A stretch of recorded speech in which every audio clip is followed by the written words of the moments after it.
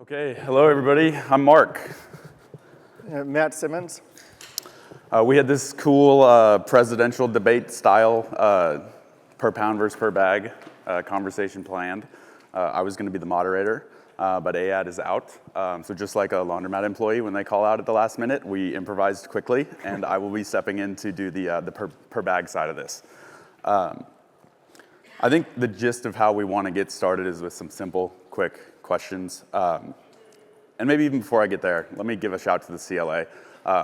If this is your first time at a CLA event, the content and what you're going to see here is just part of it. Like, you should be getting people's emails and phone numbers. Like, some of the best relationships I have come through events like this. So anybody you see up on stage or in the other rooms, like, please reach out to them. I've got a good group of folks that I've met through these things, and I look at them all as mentors now. Sometimes we commiserate together, and sometimes they teach me things. But if you're just here and you're not socializing and getting people's phone numbers to make calls and emails throughout the year, I personally think you're doing it wrong. But shall we start? Sure, yeah, and one thing I'd like to add to that as well regarding CLA is just thank them for, we're real appreciative just getting us all together. Another aspect that's behind the scenes that's very important is the lobbying. For example, in California, AB 1628 with the microfibers, that would have passed without the CLA, and it would be a completely different landscape where every single laundromat would have had less profitability, more machines stopping working, unhappy customers. It would have been a real tragedy for the industry, and it took a lot of hard work, boots on the ground, flying out to California, meeting with politicians, and they got it through, which will help for the next two, because Brian Wallace did warn what happens in California will go to the rest of the country, and sure enough, that's happening, but at least we've got a big win at California and hope to keep that momentum going. Awesome. So quick show of hands. Participation is half the grade, so please participate. How many people for their residential pickup and delivery business price their service by the pound? All right, and how many by the bag? All right. What about your commercial service for delivery? By the pound. Are there any by the bag on the commercial delivery side? Very nice. What about your in-store wash and fold? By the pound and by the bag. So I think you guys kind of answered our first question, right? Like, this is a very novel, fun, theoretical jousting by the bag, by the pound, but it's very important to notice that everything we're talking about is really going to be geared towards the residential pickup and delivery side.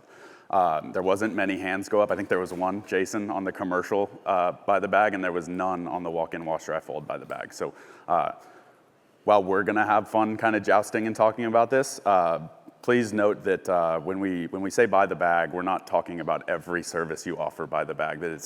I think it's best contained to the residential delivery side of the business. So Matt, out of California, does by the pound. I'm a huge fan of by the bag. So I'm going to first let him jump into kind of give us a spiel, give us a monologue on why you like it and what it is, how you operate. Sounds great. And at the end of the day, these are really just two different business models for pickup and delivery. And so one comparison between pickup and delivery and in-store is what we found is pickup and delivery just has much more retention than even in-store. So at least at our laundromat, our in-store drop-off, we've been tracking it for a long time, but if we would have just stuck with in-store drop-off, our wash and fold revenue would be pretty much flat since 2017. So we're doing about $20,000 a month in-store drop-off. We're doing $120,000 a month from a single location in pickup and delivery. And so the pickup and delivery during the same time period is grown by 10 times. So both in residential and commercial. So these are just two different business models. Each business model has its own strengths and weaknesses. And so it's really, even if you're doing by the bag or you're doing by the pound, it's really important to just be self-aware. What are the hiccups or what are the weaknesses with my current model? And then what are the strengths as well? So you can play on your strengths and also support your weaknesses, and then the flip side as well too. The reason we're doing by the bag, by the. Got him. There we go. All right, so you got 1 point. So the reason we're doing by the pound is we just find it, we find it's easier and we feel it makes more money. There's a really good article that you could, in Planet Laundry by Dave Menz, about why he feels by the bag, or by the pound, I gotta get it straight, by the pound is the right way of going. And he feels it's just more fair because with the bag, one side is winning and one side is losing. So if they overstuff the bag, then the laundromat loses. If they understuff the bag, they got some extra clothes, then the consumer's losing. And he likes to do the win-win. I think that is important, but the other part is I also feel going by the pound just makes you more money. And the reason why is, well, I'll tell you the one strength to me of by the bag. It's simpler to the consumer. You could just say, this bag is $50, and it's real easy to convey. They don't have to, the big question with by the pound is what does a pound of laundry look like? What does 10 pounds? So the consumer doesn't know the cost. So that's the weakness of by the pound, and also the strength of by the bag is there's no ambiguity as far as how much it's going to cost. That being said, so that's a really important factor. That being said, our average in-store drop-off is about 25 pounds. We're charging almost $2 per pound. And so we're looking at about $50 for our average in-store drop-off. Our average pickup and delivery order is $90. So the average is 45 pounds. And we charge $2.10. If it's one time, reoccurring, $2. And so some clients, I feel like if we were doing it by the bag and it's a $50 bag, well, we're leaving $40 on the table. Okay, so sometimes we'll get orders from somebody who's doing a spring cleaning and they just fill up all these garbage bags, trash bags in front of their home, and we just go collect. And so there isn't even a question of like how many bags is that going to be. We're charging by the pound. So we feel then we did a lot of analyzing and studying our data, and what we found, our order minimum used to be $35. So if somebody places an order, whether they give us one garment or a whole, the minimum order is $35. And now we raised it to $45. But so we studied the information, and it turned out 30% of all of our pickup and deliveries were below the order minimum, and it only made up 10% of our total gross revenue. So in other words, we could eliminate 1/3 of all of our stops and still make 90% of the revenue. So as far as net profit, our net profit would probably actually go up. So once we had that information, we bumped up our order minimum from $35 to $45, and customers give us what we want, and and then there's no friction. So so that would be the reason why we got into by the pound. So that's the ongoing theme. All right, we're good. We're done here.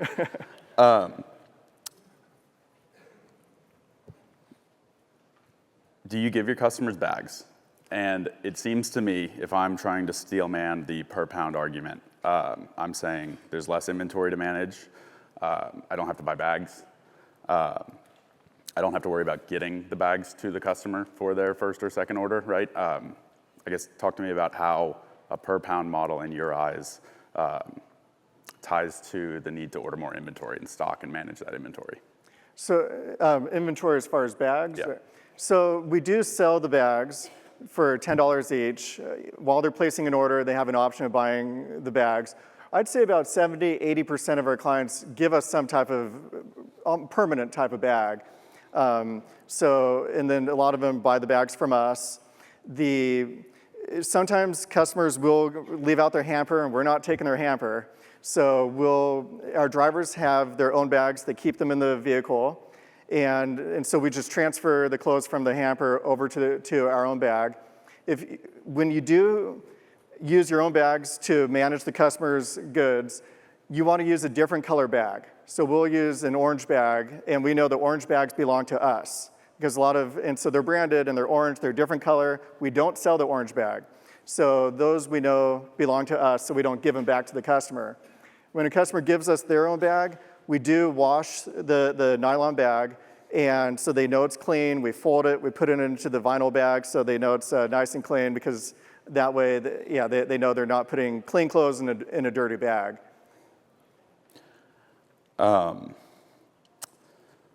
Per pound scares me a little bit because it's easily to compare apples to apples with everybody from the peer-to-peer space to the B2B2C space to the local laundromat down the block. Like, does that concern you, right? If a customer's only looking at one per pound rate, it seems very easy to shop.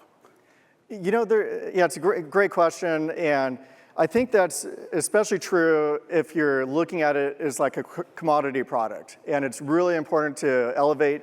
We're all professional, we all have our own brand, and your brand, your reputation is your number one asset. And I think it's really important to separate yourself from just price. Because if you go just by price, then it's a race to the bottom, and then we'll get to it a little bit later, but there's no difference between that and this gig economy. You know, something that separates all of us from the gig economy is the quality, the professionalism, and so one thing to keep in mind is your website needs to convey that trust. You know, so it's not about price, because there's only one way to win the price war, and that's having the lowest price, and that's not how you make the most profit. So one thing, think about the page that your customer lands on, the landing page. Whatever page they land on, that's probably the only page of your website they're gonna see. So it has to have all the information they're looking for. Price needs to be on there.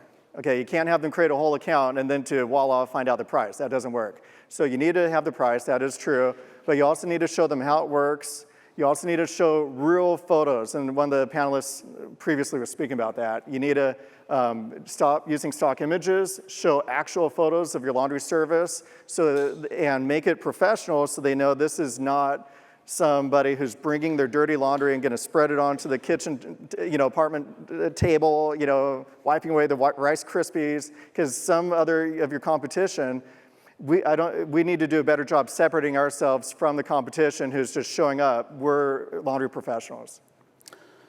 That's the moderate ticket now we formed in the middle, is we both agree the gig thing has got to go, or at least be messaged against, and we both agree that beautiful, well-branded photos are incredibly important. I don't have to worry about a minimum order charge, right? Bag by the bag is a de facto minimum order charge. It seems like in a per pound model, the tech implementation, but also the messaging around the minimum order charge is increasingly important. Like, how do you think about minimum order fees? Yeah, it's a great question, and it's easily overlooked. The order minimum could be done wrong, could be a landmine in a sense, because I made a mistake. I sent out a text message saying the minimum order size has increased from $35 to $45, and customers had no idea what I was talking about. It made perfect sense to me, but then to the consumer, it was confusing. So the place to put that under is when you're placing the order, make sure whatever software you're using conveys the message. And it conveys the message at the time they're placing the order near the pricing. So they're thinking about pricing, and it explains exactly what that is, the order minimum. And people understand it. We did have a chiropractor who only gave us about 5 towels each time, and then he saw the minimum order, now it's $45, and he goes, $45 per week, for these towels. And it's like, well, it's not worth driving all the way out there. We can't, we're a for-profit business. And so he canceled for a couple weeks, and then he came back. So the order minimum is really important, and that's also a lever of control and power that you have, that besides just price, your order minimum is a really valuable tool to make sure it's worth your time. Make sure if you're driving out there and you want the order minimum below the average, okay, it has to, like if you're fishing, you need the net below the water line. You can't have it above.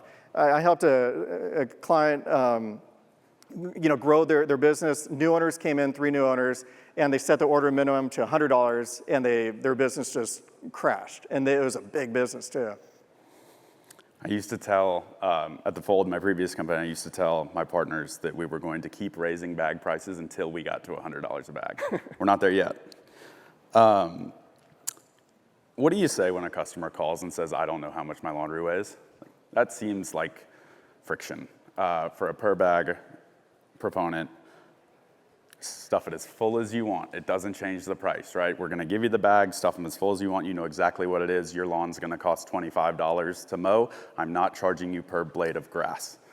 That feels to me like you're asking the customer, how many blades of grass do you have, right? Like, how do you answer that question when they call in and ask?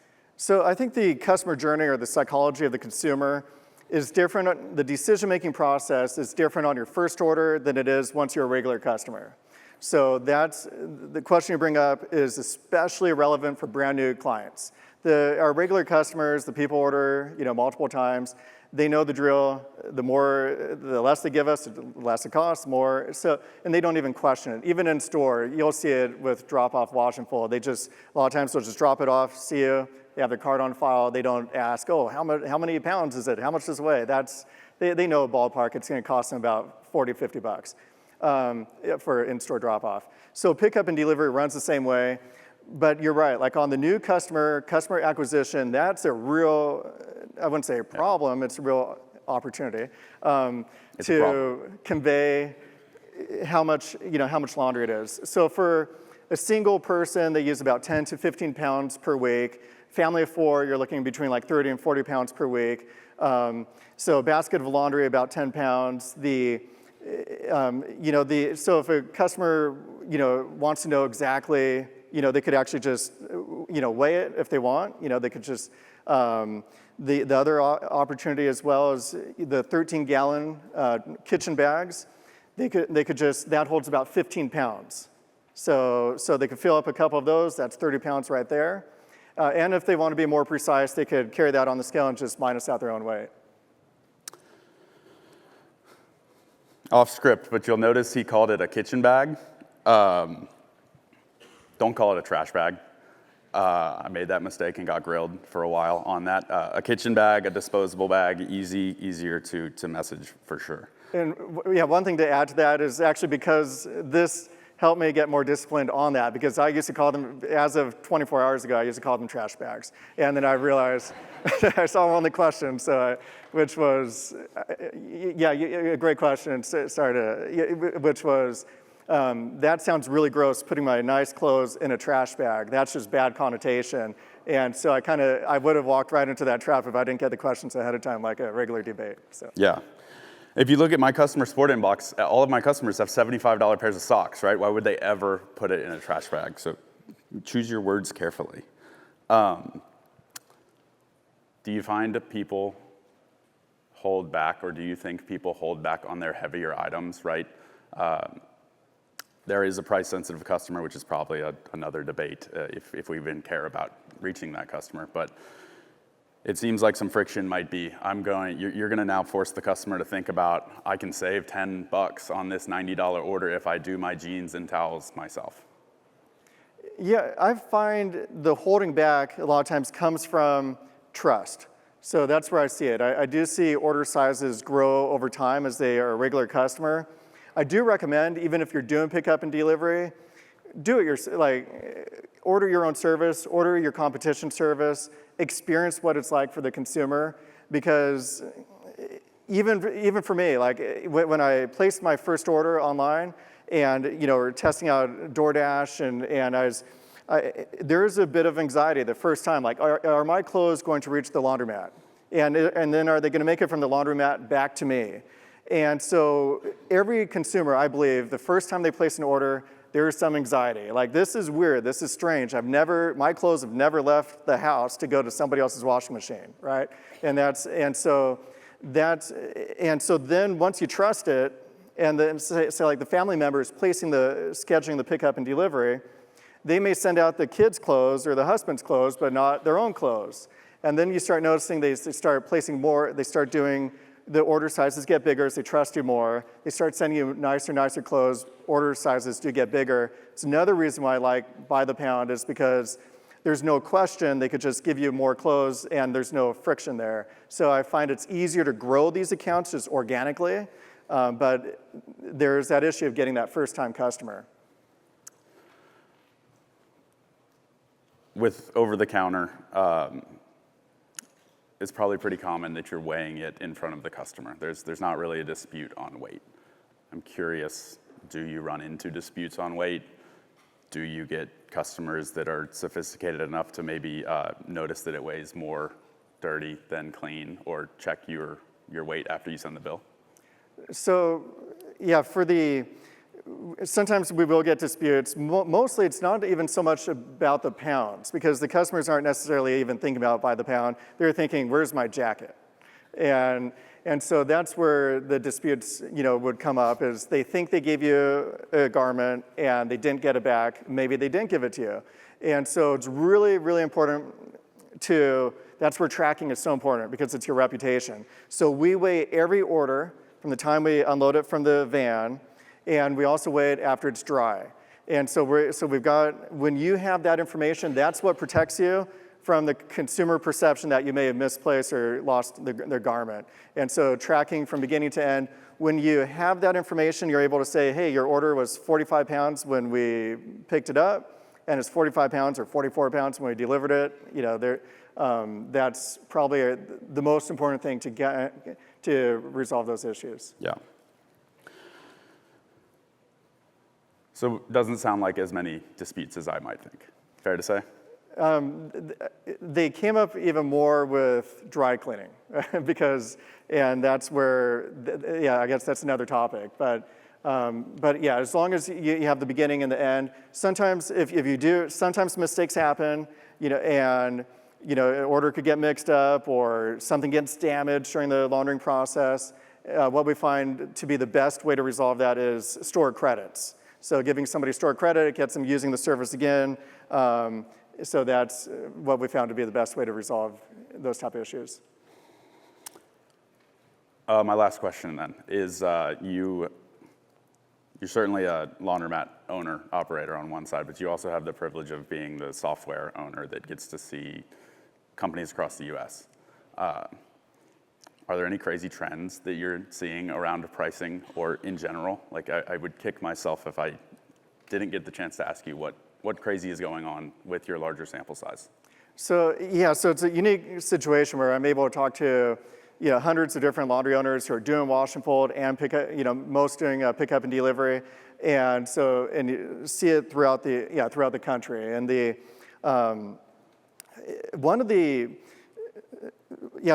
I think one of the most important things to me is the customer journey. And so from the first time, and then I'll get more to the question, but what we found is about 44% of customers with us on pickup and delivery order one time and never again. So that's something that everybody needs to pay attention to, because that is such a big drop off. Good thing you didn't give them a bunch of bags. Yeah, that's another reason for going by the pound. Is it's really expensive. If there's almost a 50-50 chance you spend $5 your cost get on the bag, and then the delivery cost, that's even more. And so if you are going to give away a free bag, I'd make the sweetest deal on the second order, because that's closing the gap. You want them to become a regular customer. And something amazing about pickup and delivery is 25% of all of our customers who place an order wind up ordering 10 or more times in 2 years. So that is what the business is all about. You got 25% chance they become a regular recurring. Our in-store drop-off, if somebody comes in through the door, there's only a 1 in 20 chance that they will come by 10 or more times in 2 years. So that's where I'd pay attention to where your drop-offs are to create that habit and reach out to them and make sure, whether it's text message or email or a sweet deal, like a free bag. And then as far as business models, we're seeing, I think, a lot of growth. And I think this is an area that's still maturing. But laundry lockers, that's a real good business model, because you can pick up a lot of orders in one place. You could be off hours, you could limited hours, or different locations, like at a gym or a university. So that business model has legs. And then we're seeing more subscriptions, things like that. So you're going to see a lot of maturity in different ways of paying and feeling like a member, like you belong to this specific laundry service. That's really important for capturing the customer, and providing them that sense of loyalty. Yeah. If only they had some nice, beautiful branded laundry bags to make them feel like part of the right. company. That was great. Yeah, I'll switch over to per pound tomorrow. No, do you have some questions for me, or how do you want to do the next part of this per bag? Yeah, so in case you don't know, Mark Vlaskamp is, in my opinion, the best at by the bag in the nation, and so it's great, having you here because and you went against the grain. Everybody is going by the pound, and that actually I think turned into an asset for you, like a competitive advantage. And I'm just wondering, like, what drew you, what brought you to the bags? That's a good question. We, quite frankly, we started without a laundromat. When you don't have a laundromat, you don't have a scale, right? So per bag is a really easy way to start offering the service without a scale. That was a long time ago, so that's the most direct answer. I think it was to be different. I think we did see that it was easier to sell to customers. It was easier to message this service that to the soccer mom whose laundry room at home is bigger than my first apartment. It was easier to package it in a flat rate, predictable bundle than it was to message this obscure kind of laundromat associated per pound concept. In the beginning, we wanted to distance ourselves as far as possible from the laundromat, and a per pound model was something that we felt tied us closer to that. I've since fallen in love with laundromats, but to answer your question, that's why we started that way. That we needed an advantage over the guys that were doing it per pound, and we thought it was a marketing advantage and a messaging advantage to go per bag. They're still there. Don't Google it because you'll add clicks to his website, but I have hit pieces written about my company in Austin by laundromat owners saying, like, pricing by the bag is malicious, it's cheating, it's this, it's that, it's bad. And the second he published that blog post, I knew I was onto something, right? Like, that's the attitude that we had, and we needed to be very different, and I think it did work, though it's becoming more common, right? I think it's easier to scale with. I know some of the national players are starting to move per bag, like Happy Nest, I think, went that way. Rinse has gone that way. A lot of the smaller peer-to-peers are moving that way. So I do think there is some merit that the people with the larger sample sizes are finding some sort of ease in customer acquisition in pricing in that model. It takes a whole lot more than a pricing structure to get customers, though, right? Like, that is one part of what I think our advantage is, and I do think it makes it a little bit easier. And I'm curious, so the million-dollar question to me is, how do you get them the first bag? How do you get somebody, they go online, they see it's by the bag is, however much it is, let's say $50, $70. How do you get the bag in their hand? Or do you just say, put in whatever in the meantime and we'll collect it? Yeah, so we've gotten to try a couple different ideas here. The world I come from, we said put it in a kitchen bag. We will round down on your first order. Then when we deliver all the clean clothes, we'll get it back to you. We like to send extra bags to kind of upsell them into more laundry next time, or dry cleaning, or delicates. On the other side of that, I think there's a lot of operational efficiencies that we've tried in now most of our markets where we're dropping off a welcome kit. If you sign up for the service on Sunday, you can't place your order till Tuesday because on Monday we're going to drop off all your laundry bags. It's an extra trip for the driver. We're giving you a bunch of laundry bags that we don't know if you're going to use, right? It does get expensive. So right now we're testing in multiple markets different things. In our Texas markets, we've removed the welcome kit and are starting to see that it is continuing to help customer acquisition. And in some of our non-Texas markets, we are still on a welcome kit, and we're just going to get a bigger sample size to figure that out. That, to me, is an operational question, and we probably handle it very similarly. It's less about price and more about just how are you going to present your customer's first order. Yeah, and you also do, I think, the best job out there at customer communication.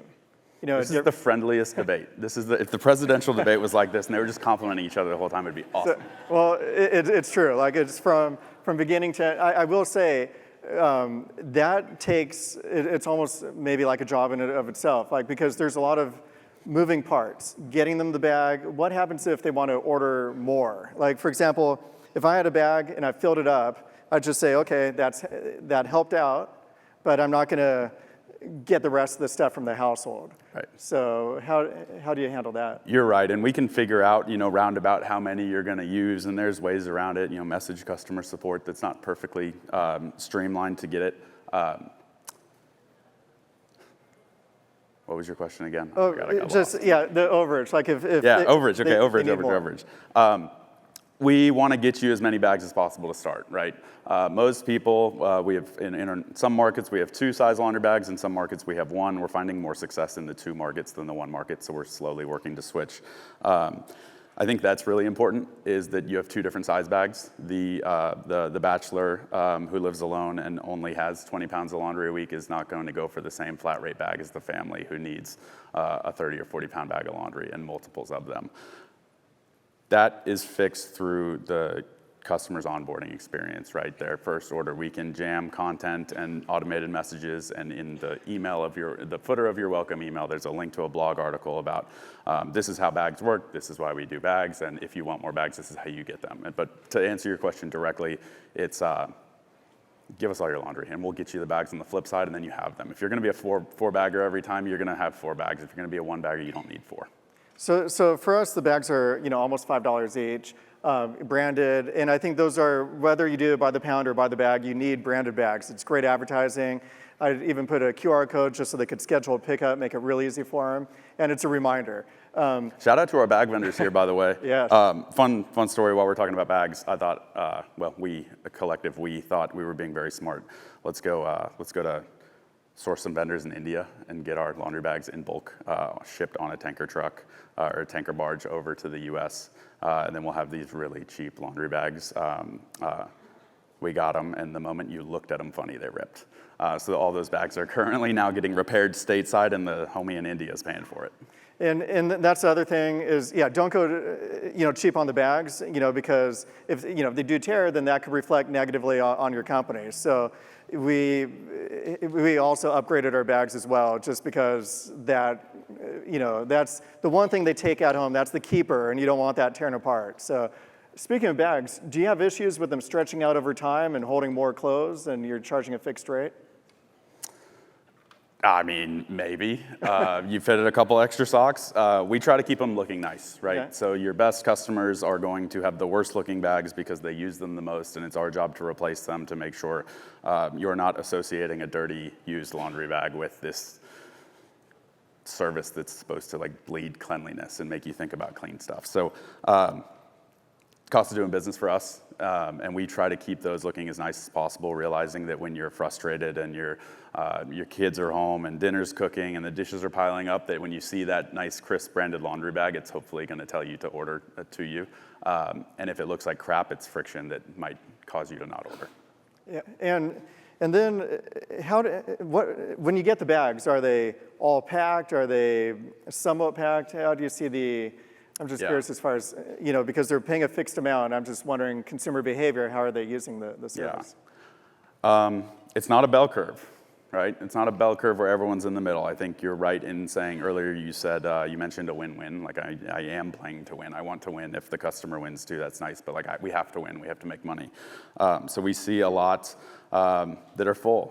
Part of our marketing and messaging, the concept is an advantage over what I used to call the old head laundromat owners, and now I'm part of, is stuff it full, it doesn't change the price. What an inviting line to put into a text message in a welcoming sequence or on your website. Is stuff it as full as you want, it doesn't change the price.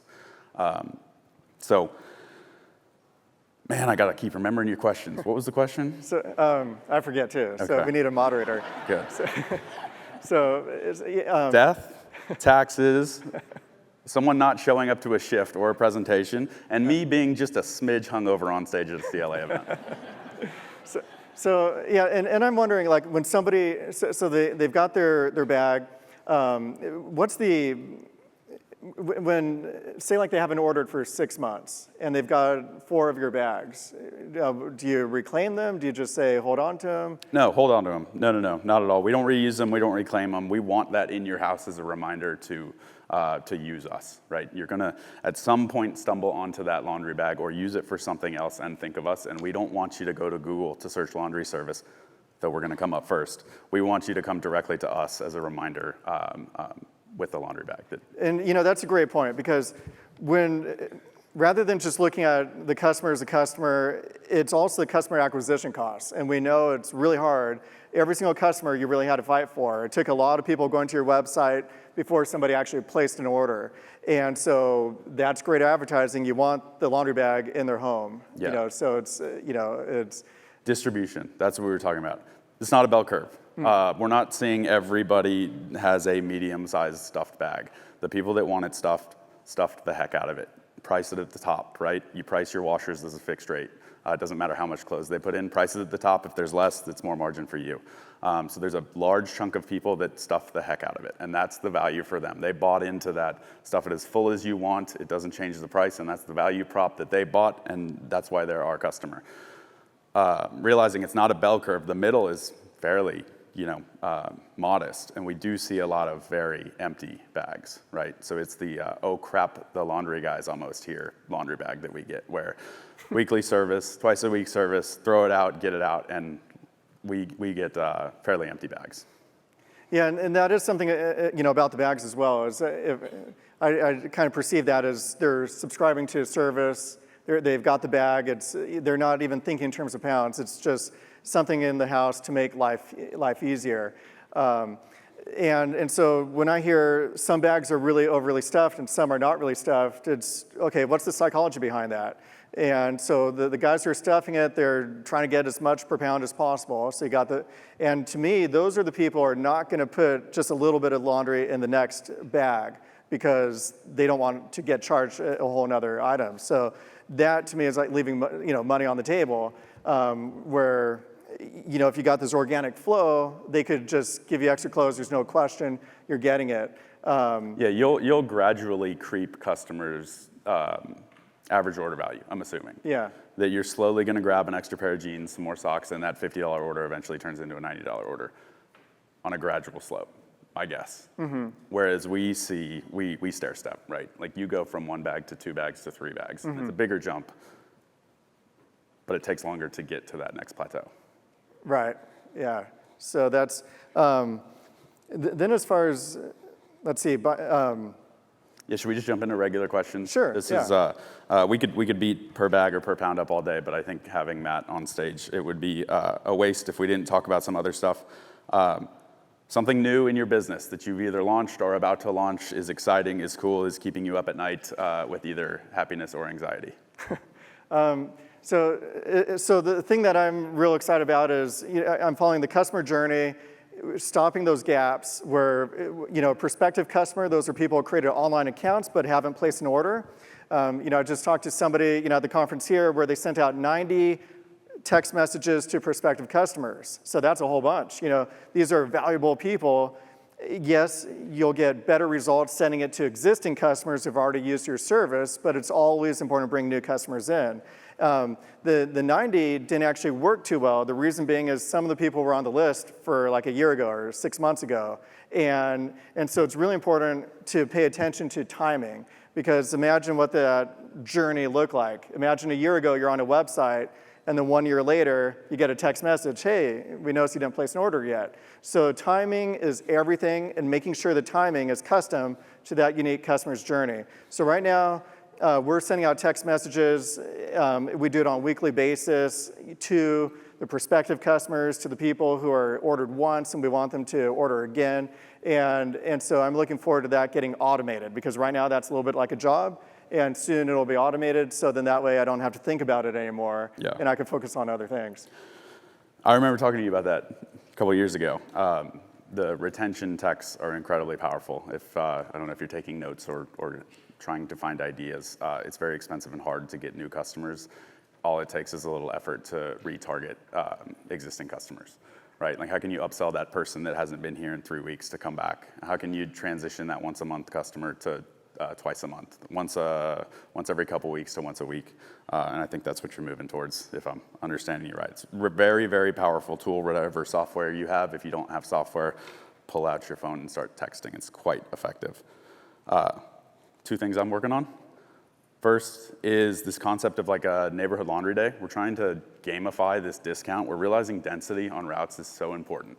We're doing laundry all night anyways, right? Like the laundromat's fairly manageable and cost controlled.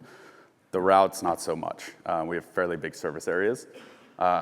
So we are working on and actually just released in Houston, a gamified discount that in a geo-fenced area, we now can say, hey, if you guys all want to order on Wednesday, when we have 5 of you order, it's 5% off for everybody. When we have 10 of you order, it's 10% off for everybody. And it creates this really shareable moment to encourage density. It's not proving to be record-breaking from an acquisition front, but I do think there's something to talk about. Like, I don't tell my friends the landscaper I use, but if there was something in it for me and I ran into my neighbor to get me a little extra discount tomorrow, I might. So it's created this nice little shareable moment, which is, if I had to answer that question, would be my answer. The second is this, probably a good segue into commercial, is we're starting to intentionally add friction to the commercial process. After they sign up and kind of get white glove onboarded, we're asking them to fill out a photo-based survey. We're going to ask you to go out in the parking lot and record a video going in your business. Where do you want your linens dropped off, right? So we can embed that in our driver app. And there's no turn left here, go right there. There's a real-life video with the customer narrating exactly what they want. Asking for photos of their linen tags. So when 16 pillowcases get dropped on the floor, they can click a link in the app and say, oh, Sally had these brand pillowcases and Jerry had these. It's adding friction to the commercial process, but it is something I'm super excited about. It seems like as the world, and as you'll hear the rest of this conference, moves towards a little more commercial, whether that's a short-term hedge against residential volume being down in a cycle, so shout out interest rates yesterday, or if that's the long-term future of this, I think you're going to hear a lot about commercial, and as you hear about commercial, think about ways to retain them because they're coming back every week, and that intentional friction that we added is proving to help us retain them longer. It gives us some accountability that, hey, we asked you to fill out this survey. We gave you a $35 credit for every photo you submitted along the way, up to $200.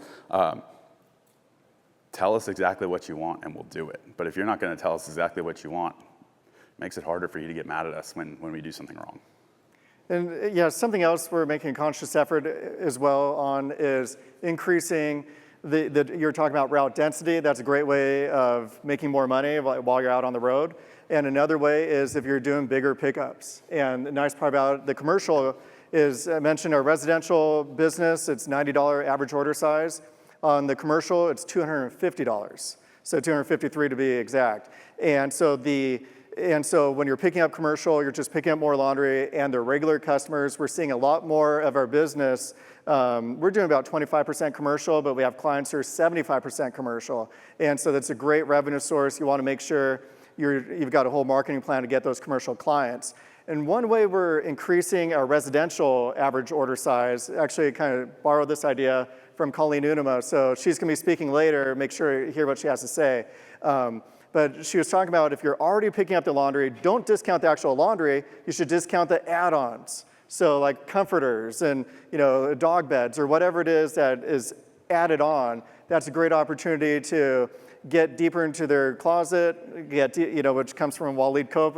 A lot of what we do is propagating what we've learned from other people. So there's a lot of learning from each other, but that has tremendously helped us if you don't ask, you don't get. They may not be thinking about you for comforters or for those extra items. So maybe have seasonal specials, and then now they're giving you the regular clothes and they're giving you more. So that's a great way to make more money, higher net revenue.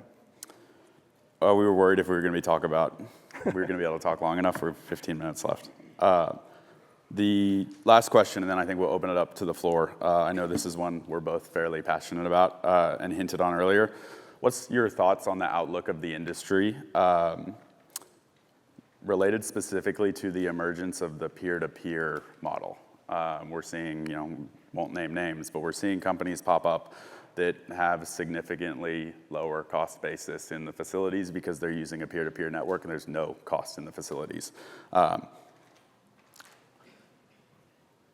we the taxi cab drivers hanging on to the gold medallions right now and Uber's about to eat our lunch? So some of the gig economy, they're doing it for $1 per pound, and there's no money in it at $1 per pound. So I guess that would be the Uber in that analogy, so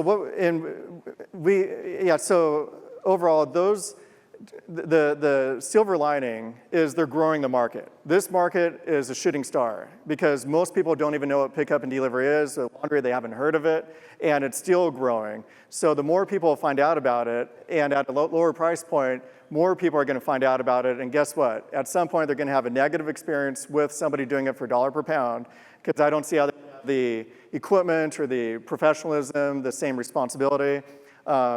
And so they will fall in love with the service, and when it comes time, they still want the service, but they want quality. So that's the message you got to get across, which is quality. And then I'm also seeing more of us in our industry moving more into commercial, because there's this huge gap between Cintas and it's the Wild West, because Cintas can't help everybody. In fact, most people, they're too small for, they can't customize things, and so that's what we're all about. So there's this huge opportunity. If you feel that downward pressure on the low-hanging fruit over here, you could also expand into commercial, and you're actually going to like it better because it's bigger orders and on a regular frequency. But residential is still, I mean, that's still 75% of our business, and it's still growing, so. Yeah. I think before we open it up, I skipped a lot of questions to get to that. While I have the microphone, is going to be, I want to make sure that we're not the taxi cab drivers holding on to our precious medallions, because we have facilities like this peer-to-peer thing is real. It is out there. I used to just worry about 2 markets. I worry about way more than that now, and I'm telling you, they are sneaky big. If you plug in website tools, if you're looking at app reviews or downloads, if you get any kind of sophistication into doing some research on them, I think it's time to stop patting them on the head and saying, no, you guys don't know anything. I got these cool 450G machines. No way you can do laundry, because they're big companies.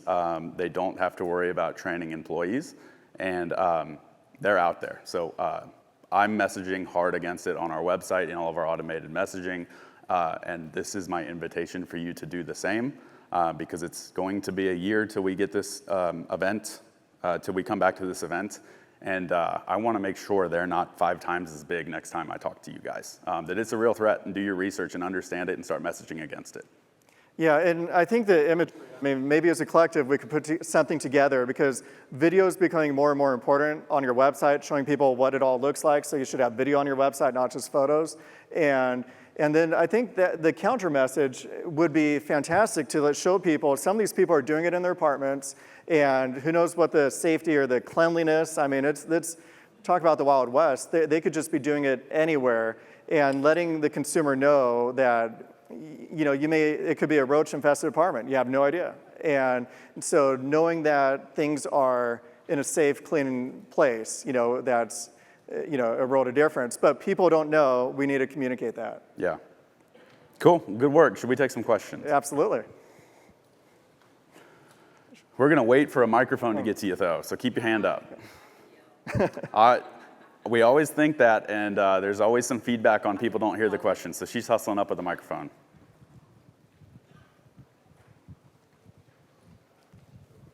So Mark, help me understand what the peer-to-peer market is.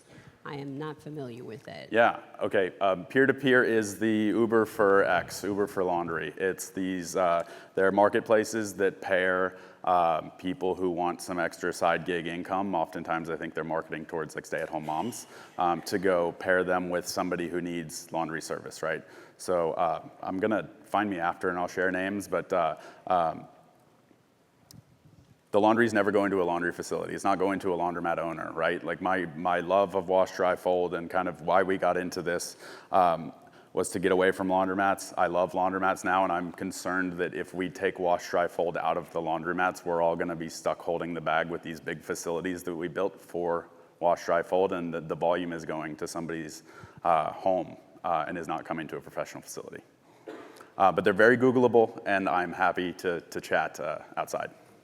And another part too, so you got the gig economy on one side, and then on the other side just is, there's one company, it's a national company, won't mention names, and they do not have a laundromat, and what they do is they take orders in through their website, and then they place orders through the local laundromat. Causes a lot of confusion, so because the laundromat doesn't realize it has a customer, the real customer's name on there, but it's using this company's credit card. And so the customer thinks another company is going to show up on the pickup and delivery. But point is like, how is that even possible? Because how does that company make money? They charge more. And then they make the difference between what they're charging the end user and what you are charging them. And it's this arbitrage that make the difference. So they're able to be very successful throughout the entire country. Why? Because their web presence is very strong. And so it's not even about price because they're more expensive than us. And they're still getting a lot of business. So your web presence is so important. It's like, if I'm not getting customers, my guess, it's probably not even your price. It's your web presence. Customers can't find you, so you need to do vanity searches and incognito search, type in wash and fold, laundry pickup, laundry service, all those different things. See if your laundromat shows up. And because if you can't find yourself, your customers can't find you either. Yep. Get your marketing tight. Peer-to-peer's coming. Where's the microphone? What's up? First of all, Mark, Matt, great discussion, great insights. Thanks for sharing. More of a piggyback on what Mark said, you really need to be aware of the sophistication of these peer-to-peer companies. They're using data that most of us aren't even tapped into yet. But there's a saying, keep your friends close, but your enemies even closer. Use this as an opportunity to have them do that laundry in your facility. We started doing it, and it's given us more insight, and we're making money off them. Absolutely. Love that. Y'all just talk if you have the microphone. I can't see you. Hey guys, thank you so much. This has been awesome. I'm wondering if either of you have tested a combination of by the bag price and by the pound price? I wouldn't recommend doing it on the same customer. I was talking to Happiness about this yesterday. Is like making any changes on a customer level would be critical there. Is don't switch your whole business and get a bunch of whiplash going where 1 month it's per bag and then it's per pound. If you have the technology to make that change on a customer level where a certain something in their account logs them as per bag or per pound. But no, I haven't. My sample size is on a very small subset. A couple times a year, we would, really get into the weight of the order. And no, my sample size is quite outdated, so I don't have a great answer there. Yes, I agree. Whichever business model you use, I'd stick with it because otherwise it creates confusion. That being said, for college students, I see a strong case for by the bag. In fact, I would just say that's the best model for college students. And because the college students, it's a single person, you're looking between 10, 15 pounds per week. And, and so that just works well for by the bag. And you're able to compensate by a small order size of about $30 because you should have high route density. Meaning you're not just picking up one college student's order, you're picking up a whole bunch. So for college students, yeah, I think by the bag is a good model and you could make it specific to them. I didn't have my answer when you asked, but I had some time to think. We have, in Florida, we've started with an assisted living, and one of the conversations we had early on is like, hey, we can't charge these folks for the flat rate big bag because they're gonna have very minimum order amounts. So you're probably right, and if you're going to try both, it's probably very tailored to that specific group or customer type. Back here. Hi, I have, we do by the pound laundry, and I just have a question. Actually, I have two questions, one for both of you. Do you charge separately for comforters and blankets when they include them in your per bag? We don't. We have a linen bag, but yeah, to answer your question on the per bag or separate by piece, we're per bag. Okay. Yeah, and we charge, it's a separate line item for comforters. So. And you touched on discounts, like referral discounts. Do you give any military veterans, have you found that has increased, or healthcare? Yeah, I think it's a good thing to do. So there's permanent discounts you could give to specific customer clients. And it's also a good thing to mention on your website, because otherwise people don't know. And then there's also the promotions, which are just the one-time discounts. And so we do both. The other item is With a lot of times somebody has an order, a little bit of a tangent, but it's not because of promotion even. One of the reasons why the text message campaigns work so well is it just reminds them it's time to place an order. The promotion is actually secondary. So one of our most successful text message campaigns, when we were doing dry cleaning, we just said, hey, retro pricing $1 per dress shirt. And we knew the order minimum was going to protect us from somebody giving us 45 shirts, but we had the $45 order minimum. And so even though most of our clients didn't even give us dress shirts for dry cleaning, we still got a whole bunch of orders. Why? Because they got a text message on their phone with a link that they could just tap and place an order. So just reminding your customers you're there. Communication's your number one asset. Yeah. Good questions. We don't have those specific discounts, but discounts are a tool in your tool belt that I really like to use. If you're priced right, you can afford to give a discount. Hopefully it's kind of density based. But it's more about it's something to talk about to the customer than they're not super ecstatic about the 5% discount. They were reminded that we are an option and we have a promotion tomorrow, and the 5% is just what we had to talk to them about to remind them that we're here. One last thing on discounts and promotions. We're not Kohl's, where we have 5 different discounts and how do I spend like $8, when you have this big bag? So there's not the profit margin to have these stack. So I would just do the best promotion they get, just give them, that's the policy. So that's important to do. Hey guys, quick question on your bag cost. How do you allocate the cost? Is it an overhead? You allocate it by customer? And I'm just curious with the 2 different models, what your replacement rate is like. In other words, does one model have a higher bag cost than the other model? Yeah, I mean, per unit, I bet you we get bags cheaper because we're ordering more in bulk, but the total we're spending is way more.